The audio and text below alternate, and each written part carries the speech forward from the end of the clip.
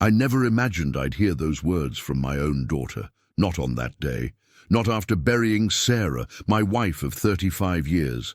But that's getting ahead of myself. The funeral was on a Thursday. October in New Hampshire brings a chill that seeps into your bones, but that day was particularly cruel. Rain fell in sheets against the cemetery's oak trees, drumming on the tent they'd set up over Sarah's final resting place. The funeral home had warned us about the forecast, but I insisted on keeping the date. Sarah wouldn't have wanted delays. She hated when people fussed.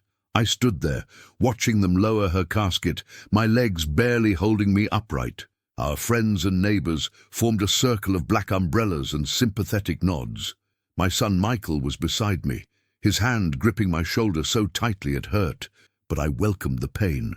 It was something to feel besides the hollow emptiness threatening to swallow me whole. "Dad, lean on me if you need to," he whispered, but my eyes searched for someone else. Ellie, our daughter, stood across from us with her husband Robert. She didn't look at me once during the service, not when the pastor spoke about family bonds, not when I placed the white rose on Sarah's casket, not even when I broke down during my speech and couldn't finish the last paragraph that Sarah and I had written together during her final days. Sarah's cancer had been swift and merciless. 6 months from diagnosis to the end. The doctors called it aggressive, as if giving it a personality might somehow explain why it took her so quickly. During those months, I'd noticed the distance growing between Ellie and us. She visited less frequently, always with excuses about work or their house renovation. When she did come, Robert was always there, speaking over her, answering questions I directed at my daughter. After the funeral, everyone gathered at our house, the Victorian on Maple Street, where Sarah and I had raised our children. The place smelled of casseroles and coffee, the universal scent of American morning. Michael took charge, directing people to the dining room where the food was laid out. I found myself cornered by well-wishers, nodding mechanically at stories about Sarah's kindness, her garden, her volunteer work at the library. "Your wife was a saint," Mrs. Peterson from down the street told me, patting my hand. "You two were lucky to have each other." Were. Past tense, I was already becoming a widower in people's minds. Through the crowd, I spotted Ellie and Robert in the corner of the living room. They were speaking in hushed tones, Robert's hand on the small of her back, guiding her movements, even in conversation. Something about their posture, their isolation from the rest, sent a chill through me that had nothing to do with the October weather. As the afternoon wore on, I noticed Robert checking his watch repeatedly. Eventually they approached me. Robert spoke first. "James, we're sorry, but we need to head out. Early flight tomorrow." His voice carried none of the weight the day demanded. "Flight?" I asked, confused. "Where are you going?" Ellie looked at me then, finally. Her eyes, so much like Sarah's, seemed distant, guarded. "Business trip for Robert. I'm going along." "But—" I struggled to find the right words. "I thought maybe you'd stay a few days. Help with your mother's things." What I really meant was, I thought you'd stay to help me survive this. Robert's smile didn't reach his eyes. "We've got commitments, James. You understand business." I didn't argue. Not there, not in front of everyone. They left quickly after that, Ellie giving me a brief, formal hug that felt like embracing a stranger. That night, after everyone had gone, and the house fell into a silence so profound I could hear the refrigerator humming from 3 rooms away, Michael helped me clean up. "She's different around him," Michael said suddenly, stacking plates with more force than necessary. "Has been for years. Your sister's just grieving in her own way," I said, though I didn't believe it. Michael shook his head. "No, Dad, it's more than that. When was the last time you spoke to Ellie without Robert hovering?" I couldn't remember. Michael left the next morning, promising to return in a few days to help me start sorting through Sarah's belongings. The thought of touching her clothes, deciding what to keep and what to give away, made me physically ill. But I knew it had to be done. 3 days after the funeral, I found a photo album Sarah had kept hidden in her desk drawer. Inside were pictures I'd never seen, Ellie's college graduation, Christmas mornings, family vacations, but Sarah had been cut out of every single one. Just Ellie and me, or Ellie alone, carefully excised from our family memories. On the last page was a note in Sarah's handwriting, "For when you're ready to see." See what? My hands trembled as I placed the album on the coffee table. Something wasn't right. That night I couldn't sleep. The bed felt too large, too empty. At 3 a.m. I made a decision. I needed to talk to Ellie, alone. I needed answers. I looked up their address. They'd moved twice in the last year, and I realized with shame I'd never even seen their current place. I drove through the night, watching the sun rise over the interstate. By mid-morning, I was pulling up outside their suburban home in Connecticut. The house was larger than I expected, pristine white with black shutters and a perfectly manicured lawn. Not a single toy or tricycle, though they'd been married for 5 years. Sarah had always hoped for grandchildren. With my heart in my throat, I knocked on my daughter's door. It took nearly a minute before the door swung open. Ellie stood there in a cream-colored sweater and jeans, her hair pulled back in a way that accentuated how much she looked like Sarah. For a moment, I saw surprise in her eyes, maybe even a flicker of the daughter I remembered. Then her expression hardened. "Dad, what are you doing here?" She didn't move to invite me in, her body blocking the entrance like a sentry. "I needed to see you, Ellie. To talk." My voice sounded steadier than I felt. "Without Robert." She glanced over her shoulder nervously before stepping onto the porch, pulling the door nearly closed behind her. "He's on a conference call. This isn't a good time." "When is it ever a good time? Your mother just died, Ellie." Her face flinched at my directness, but she recovered quickly. "I know that. Of course I know that. Then why did you leave so quickly? Why haven't you called? There are arrangements to make, decisions about her things." I trailed off, realizing how trivial these concerns sounded compared to what I really wanted to ask. "What happened to you? When did you become someone I don't recognize?" Ellie crossed her arms, creating another barrier between us. "Robert thought it would be best if we didn't linger. Clean breaks are easier." "Clean breaks? From what? Your family?" Her eyes darted to the driveway, to my old Volvo parked beside their shiny Tesla. "You drove all this way to make me feel guilty?" "No, I came because I found something." I reached into my jacket pocket and pulled out a small envelope. Inside was one of the photos from Sarah's album. A family beach day when Ellie was 16, with Sarah's image neatly removed. I held it up. "Can you explain this?" The color drained from Ellie's face. She reached for the photo, but I pulled it back. "Did you do this? Did you cut your mother out of our family pictures?" "Dad, you don't understand." The front door opened fully. Robert stood there, cell phone in hand, his expression shifting from confusion to controlled anger when he saw me. "James?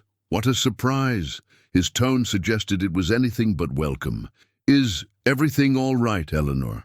Eleanor, not Ellie, never Ellie, the nickname she'd had since childhood. "Everything's fine, Robert. Dad was just leaving." Ellie's voice had changed, become smaller somehow. "No, I'm not," I said, feeling a resolve I hadn't experienced since before Sarah got sick. "I'm here to talk to my daughter." Robert stepped onto the porch, placing himself slightly in front of Ellie. He was taller than me, dressed in a button-down shirt and slacks, even for a day at home. "Eleanor is quite busy with work transitions. Perhaps you could call ahead next time?" "Work transitions? She took time off after her mother died, didn't she?" A silence fell between us, heavy with implication. Ellie looked at the ground.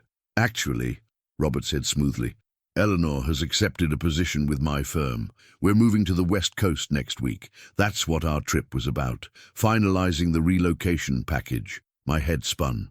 "Moving to California? When were you going to tell me this, Ellie?" "It happened quickly," she murmured, still not meeting my eyes. "Not that quickly," Robert corrected. "We've been planning this for months." "Months? While your mother was dying?" I couldn't keep the hurt from my voice.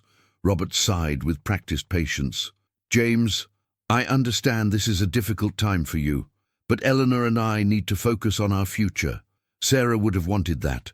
The casual use of my wife's name in his mouth ignited something in me. "Don't tell me what Sarah would have wanted." You barely knew her. Dad, please. No, Ellie, this isn't right. None of this is right. I held up the photo again. Why would you cut Sarah out of your memories? What did she do to deserve that? Robert took the photo from my hand, examined it with clinical detachment. Ah, this old business. Eleanor told me about this project of hers. Just a phase during college, wasn't it, dear? After that disagreement with your mother. What disagreement? I demanded. Sarah had never mentioned any serious conflict with our daughter.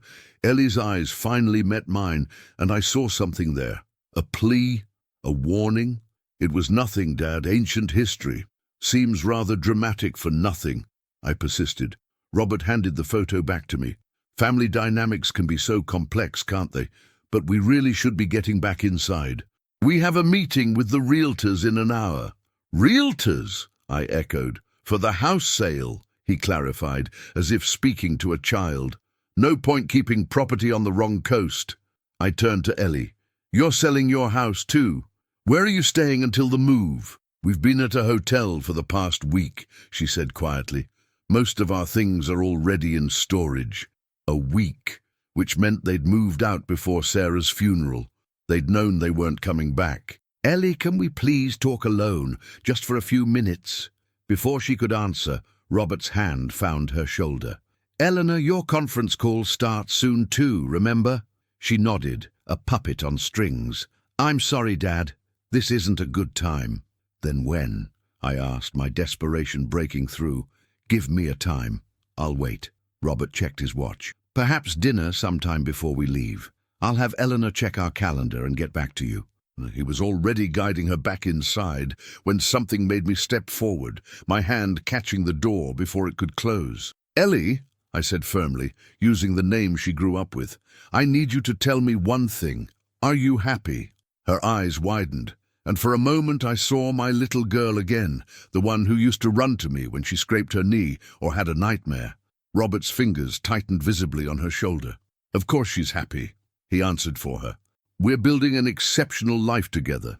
I wasn't asking you, I said, my eyes never leaving Ellie's. Honey, just tell me you're happy, and I'll go. The silence stretched between us. Then Ellie straightened her shoulders, subtly moving away from Robert's grip. Dad, she said, her voice stronger now, we should talk. Not today, but soon. I'll call you tomorrow. Robert's smile tightened. We'll both call you tomorrow, James. Now if you'll excuse us— No, Ellie interrupted, surprising both of us. I'll call you, Dad, just me. Something passed between my daughter and her husband, a current of tension so palpable I could almost see it. Robert's jaw clenched, but his voice remained even. Of course, dear, whatever you think is best. As I walked back to my car, I felt Robert's eyes following me, calculating. But it was the look on Ellie's face that stayed with me, that moment of clarity, of decision. In my rearview mirror, I watched them return inside. Through the front window, I could see them arguing, Robert's hands gesturing emphatically, while Ellie stood rigid, no longer the compliant figure from moments before. Driving away, I thought about the album Sarah had left, her message, for when you're ready to see. She knew.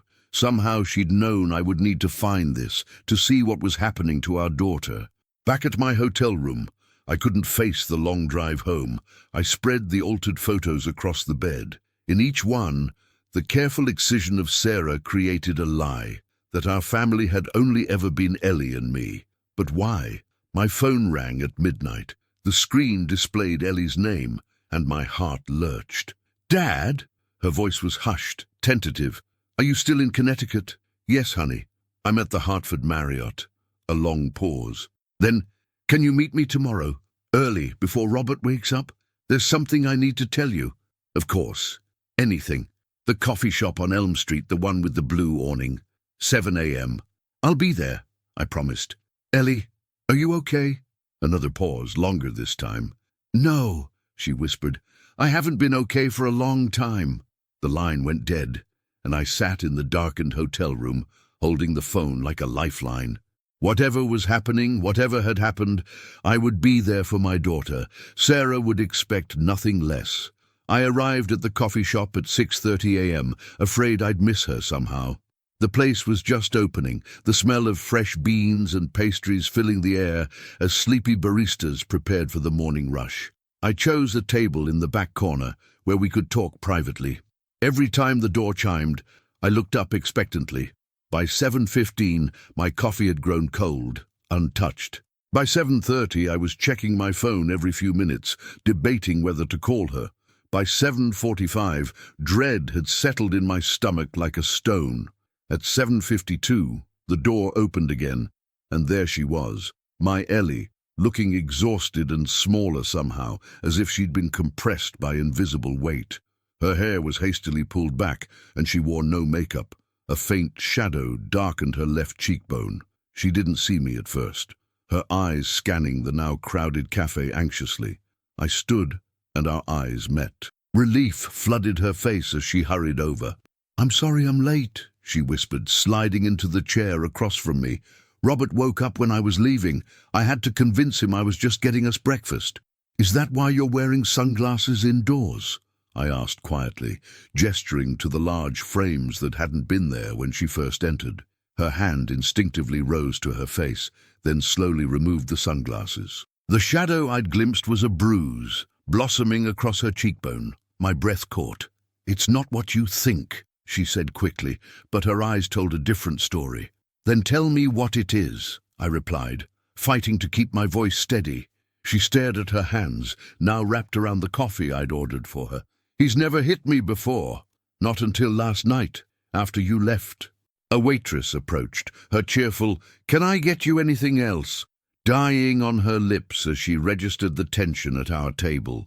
Ellie quickly put the sunglasses back on and shook her head. The waitress retreated. "How long has he been controlling you?" I asked when we were alone again. Ellie flinched at the directness of the question. "It was so gradual, Dad. At first it felt like he cared about me more than anyone ever had. He was attentive, protective. He wanted to know everything about my day, my friends, my thoughts." "When did it change?" She took a shaky breath. "After we got engaged. Small things at first. Suggestions about my clothes, comments about my friends. Then it was my job. He convinced me to leave the publishing house because he said they were exploiting me. Then it was our house. We moved 3 times in 2 years because something was always wrong with the neighborhood or the commute. And your mother and I? When did he start separating you from us?" Tears welled in her eyes. "That's what I need to tell you. It wasn't Robert who cut Mom out of those photos. It was me, but not for the reasons you think." She reached into her bag and pulled out a manila envelope, sliding it across the table. Inside were letters, dozens of them, addressed to Ellie, all in Sarah's handwriting. "Mom wrote me these over the past 2 years. She mailed them to my friend Jenna's address so Robert wouldn't see them. I opened the first letter, dated 18 months ago. My darling Ellie, I see what's happening even if your father doesn't yet. The way Robert isolates you, the way your voice grows smaller when he's present. I recognize the signs because I've counseled women at the shelter who lived the same story. You cut me from those photos because he made you choose, didn't he? Made you prove your loyalty by erasing me. It's a classic tactic, separating you from those who might help you see the truth. I'm enclosing some resources, people who can help when you're ready, places you can go. Remember, you are stronger than you know. All my love, Mom."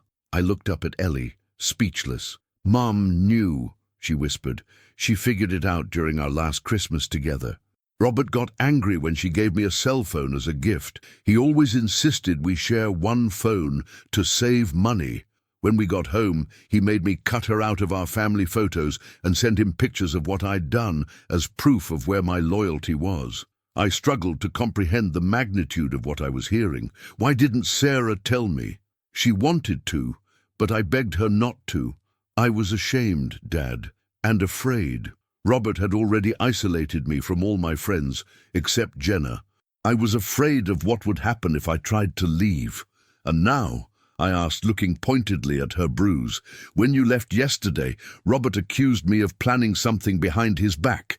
He took my phone, but I'd already hidden Mum's letters in the garden shed years ago. Last night was the first time he... She trailed off, unable to say the words. I knew then I had to get out. Mum was preparing me for this moment all along. I reached across the table and took her hands in mine. They were ice cold. "The California move," I said, realization dawning. "That would isolate you completely." She nodded. 3,000 miles from you, from Jenna, from everyone who knows me. I couldn't let that happen. "What do you need, Ellie? Just tell me, and it's done." She squeezed my hands. "I've already called Jenna. She's picking me up at the corner in 20 minutes. I've got a bag hidden in the coffee shop bathroom. I dropped it off on my way here. Mom left me some money in an account Robert doesn't know about. I'll stay with Jenna until I figure out my next steps." "Come home with me," I urged. "To New Hampshire." She shook her head. "That's the first place he'll look. I need to disappear for a while, just until the divorce is filed and the protective order is in place." The word divorce hung between us, both terrifying and liberating. "Mum's last letter," Ellie continued, pulling out an envelope with a more recent date, just 2 weeks before Sarah died. She wrote it from her hospital bed. I opened it with trembling fingers. "My dearest Ellie, time is short now, and there are things that must be said. Your father doesn't yet understand what you're enduring, but he will. I've left him breadcrumbs to follow. Trust him when the moment comes. He's stronger than either of us ever gave him credit for. Remember what I told you about the cabin? Your grandfather's fishing place in Vermont? The deed is in my hope chest, transferred to your name alone last month. Robert doesn't know it exists. If things get worse, go there. The key is where we hid it that summer, you'll remember. I wish I could be there when you break free. Know that I'll be watching over you, my brave girl. This is not where your story ends. All my love, always, Mom." I looked up at my daughter, seeing her clearly perhaps for the first time in years. The cabin. I'd forgotten all about it. "I haven't," Ellie said. "That's my plan. After the initial legal steps are taken, I'm going there to heal, to remember who I was before Robert." A notification chimed on her new phone, a burner she'd purchased this morning. "Jenna's almost here. I have to go." I stood, unsure of what to do. There were so many questions left, so many things unsaid. "Dad," Ellie spoke suddenly, her voice stronger than I'd heard in years. "After Mom's funeral, when you knocked on my door," Robert answered. "He told me what to say. His exact words were, 'Tell him we're starting fresh without him. Tell him your mother was the only connection you needed to maintain.'" My heart clenched. "And you said?" "I refused. That's when he started getting physical, grabbing my arm, pushing me back. That's what you saw through the window." She took a deep breath. "I want you to know, I would never say those words to you. Never." The door chimed again as new customers entered. Ellie glanced nervously toward them, then back at me. "I have to go. I'll contact you through Jenna once I'm settled at the cabin." I pulled her into my arms, holding her the way I did when she was small and frightened by thunderstorms. "I'm so sorry I didn't see what was happening." "Mum saw," she whispered against my shoulder. "She laid the groundwork for today. She saved me." We walked out together, not speaking, until we reached the corner where Jenna waited in a blue Honda, engine running. "Dad," Ellie said, turning to me one last time, "will you do something for me? Anything. Go home and look in Mom's hope chest. Not just for the deed. There's more she left for both of us." Then she was gone, the car pulling away, carrying my daughter toward an uncertain but hopeful future. 3 days later, I sat in our living room in New Hampshire, surrounded by Sarah's final gifts to us. In her hope chest, I'd found not just the deed to the Vermont cabin, but journals documenting her suspicions about Robert, resource materials on domestic abuse she'd compiled, and a letter to me explaining everything she hadn't been able to tell me while she was fighting cancer.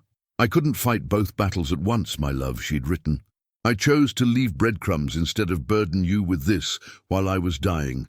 Forgive me for this final secret between us." Michael arrived that evening, bringing takeout and determination. I showed him everything. "So what's our next move?" he asked, already opening his laptop. "We support Ellie's divorce, we help her rebuild, and we make sure Robert never gets near her again." "Mum would be proud," Michael said quietly, "of all of us." That night, I received a text from an unknown number.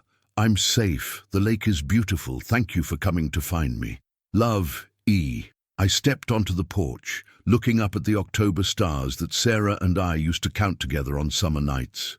Somewhere in Vermont, under these same stars, our daughter was beginning again. And here in New Hampshire, I was learning to do the same.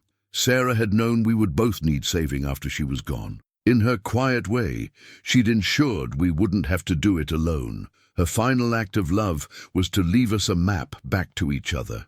Thank you, I whispered to the night sky. Whether Sarah could hear me or not didn't matter. What mattered was that her love continued to guide us even now, especially now when we needed it most.